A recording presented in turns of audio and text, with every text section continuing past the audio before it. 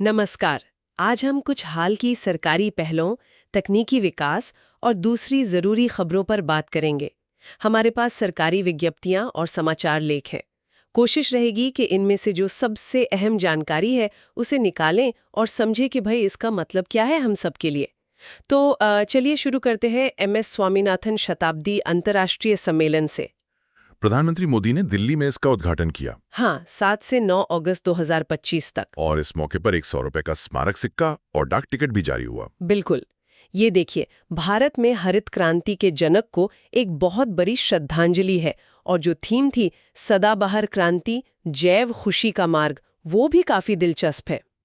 भविष्य की ओर इशारा करती है। हाँ, मतलब सिर्फ अतीत का सम्मान नहीं, बल्कि आगे टिकाऊ खेती कैसे हो उस पे जोर।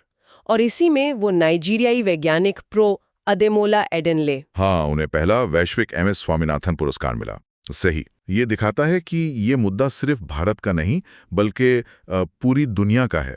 खाद्य सुरक्षा और शांति। सही बात। अब भविष्य की बात हो रही है तो शिक्षा और तकनीक में निवेश बहुत अहम हो जाता है। कैबिनेट ने MIRITE योजना को मंजूरी दी है। ये क्या है? हाँ, MRIT।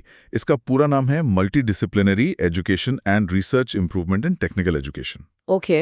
इसके लिए करीब 4200 करोड़ का बजट है, जिसमें से आधा यानी 2100 करोड़ विश्व बैंक का लोन है। अच्छा। ये योजना 2025-26 से शुरू होकर अगले 5 साल तक चलेगी और ये पूरी तरह से राष्ट्रीय शिक्षा नीति 2020 के तहत है। और इसका लक्ष्य क्या है? लक्ष्य है करीब 2775 तकनीकी संस्थान, मतलब 175 इंजीनियरिंग कॉलेज और 100 पॉलिटेक्निक, इनमें पढ़ाई की गुणवत्ता, बराबरी और मैनेजमेंट को सुधारना। काफी बड़ा स्केल है। हाँ, लगभग 7.5 लाख छात्रों को सीधा फायदा पहुंचने की उम्मीद है। फोकस रहेगा डिजिटलीकरण पर, मल्टी डिसिप्लिनरी कोर्सेज शुरू करने पर और छात्रों की सीखने की क्षमता और जाहिर है रोजगार के लायक कौशल बढ़ाने पर।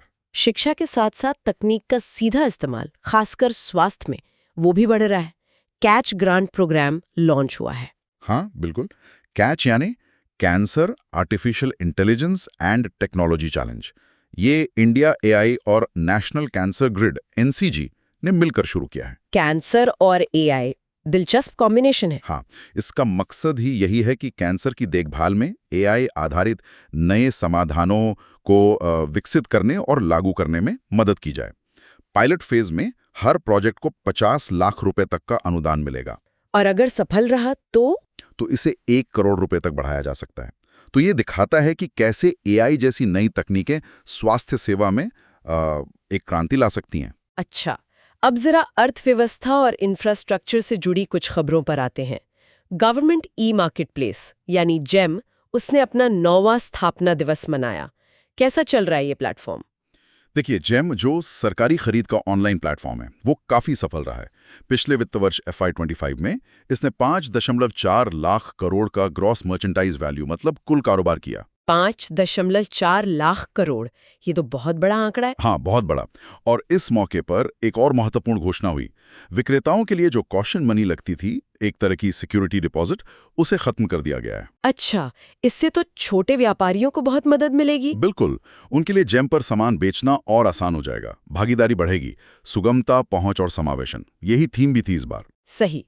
इसी तरह PM E-ड्राइव योजना को भी 2 साल आगे बढ़ाया गया है। हाँ, भारी उद्योग मंत्रालय ने इसकी अवधि 31 मार्च 2028 तक बढ़ा दी है। लेकिन इसमें एक पेज है।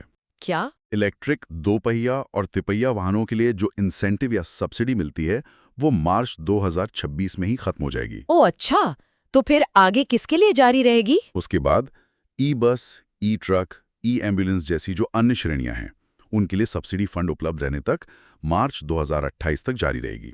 कुल बजट तो 10,900 करोड़ का है। तो मतलब फोकस अब शायद भारी इलेक्ट्रिक वाहनों पर ज्यादा है। हाँ, ऐसा लगता है। ये नीति में एक बदलाव का संकेत हो सकता है। और कुछ और कैबिनेट मंजूरियां भी थीं, जैसे उज्ज्वला योजना। हाँ, 8 अगस्त की कैबिनेट मीटिंग में PMUI, मतलब उज्ज्वला योजना के उपभोक्ताओं के लिए FY26 में भी 300 रुपए प्रति सिलेंडर की सब्सिडी जारी रहेगी, साल में 9 रिफिल तक। इस पर करीब 12,000 करोड़ रुपए का खर्च आएगा। और तेल कंपनियों को भी कुछ मुआवजा मिला है। हाँ, जो 3 सरकारी तेल मार्केटिंग कंपनियां हैं, IOCL, BPCL, HPCL, उन्हें घरेलू LPG पर जो नुकसान हुआ, उसकी भरपाई के लिए 30,000 करोड़ रुपए का मुआवजा दिया गया है। ये संतुलन बनाने की कोशिश लग रही है सामाजिक कल्याण और कंपनियों की सेहत के बीच। बिल्कुल। और इसी मीटिंग में तमिलनाडु में मरक्कनम और पुडुचेरी के बीच एक 46 किलोमीटर 4 लेन सड़क बनाने को भी मंजूरी मिली। लागत करीब 2157 करोड़ रुपए। ठीक है, अब जरा क्षेत्रीय विकास की बात करते हैं।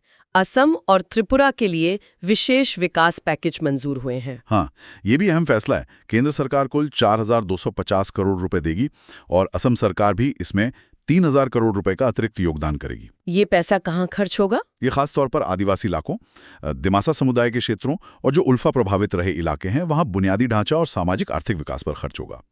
त्रिपुरा के लिए भी 25 करोड़ रुपए का एक कंपोनेंट है। मकसद शांति और विकास को बढ़ावा देना है। हाँ बिल्कुल, शांति प्रक्रिया को मजबूत करना, पुनर्वास में मदद करना और इन क्षेत्रों को विकास की मुख्य धारा से बेहतर तरीके से जोड़ना। और इसी क्षेत्र में उत्तर पूर्व में तकनीक का एक और दिलचस्प इस्तेमाल देखने को मिल रहा है। BSNL और नुमालीगढ़ रिफाइनरी के बीच कोई समझौता हुआ है। हाँ, ये काफी महत्वपूर्ण है। BSNL और नुमालीगढ़ रिफाइनरी लिमिटेड NRL मिलकर रिफाइनरी के अंदर भारत का पहला 5G captive non public network यानी CNPN लगा रहे हैं। CNPN मतलब एक प्राइवेट 5G नेटवर्क। हाँ बिल्कुल, एक सुरक्षित प्राइवेट 5G नेटवर्क जो सिर्फ उसी रिफाइनरी के ऑपरेशन के लिए होगा। ये इंडस्ट्री 4.0 यानी औद्योगिक स्वचालन और स्मार्ट फैक्ट्री की दिशा में एक बड़ा कदम है। इससे क्या फायदा होगा? इससे रिफाइनरी के कामकाज में रियल टाइम कनेक्टिविटी मिलेगी, सुरक्षा बढ़ेगी और दक्षता और ऑटोमेशन को बढ़ावा मिलेगा। खासकर उत्तर पूर्वी क्षेत्र के औद्योगिक विकास के लिए ये बहुत अच्छा है। और नीति आयोग ने भी एक नया पोर्टल शुरू किया है, वर्क फॉर विकसित भारत। हाँ, ये पेशेवरों को राष्ट्रीय विकास पहलों से जोड़ने के लिए है, जैसे अर्थशास्त्र, बिग डेटा, क्लाइमेट चेंज।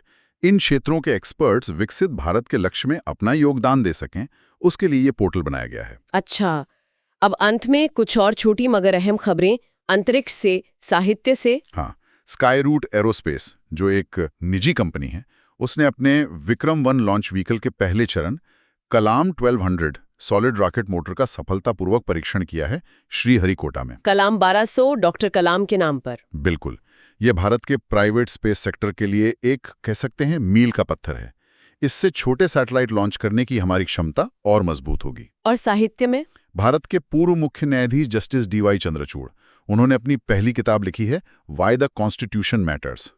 ये जरूर पढ़ने लायक होगी। हाँ, भारतीय संविधान की प्रासंगिकता और उसकी परिवर्तनकारी शक्ति पर एक व्यापक नजरिया देती है ये किताब। और 9 अगस्त को कुछ महत्वपूर्ण दिवस भी थे।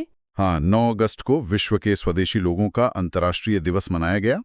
इस बार की थीम थी स्वदेशी लोग और आर्टिफिशियल इंटेलिजेंस, और इसी दिन विश्व संस्कृत दिवस भी था जो श्रावण पूर्णिमा को मनाया जाता है। ठीक है, तो कुल मिलाकर देखें तो कई सारे डेवलपमेंट्स हैं। तकनीकी शिक्षा पर जोर, AI का बढ़ता इस्तेमाल, सरकारी खरीद में सुधार, इलेक्ट्रिक वाहनों पर फोकस में बदलाव।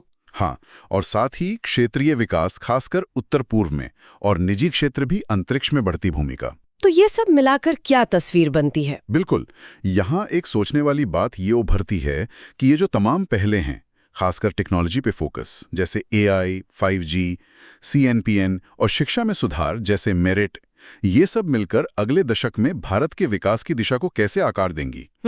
और अलग अलग सेक्टर्स में इन नई तकनीकों का जो बढ़ता इंटीग्रेशन है, वो समाज और अर्थव्यवस्था को किस तरह बदल सकता है, इस पर विचार करना दिलचस्प होगा।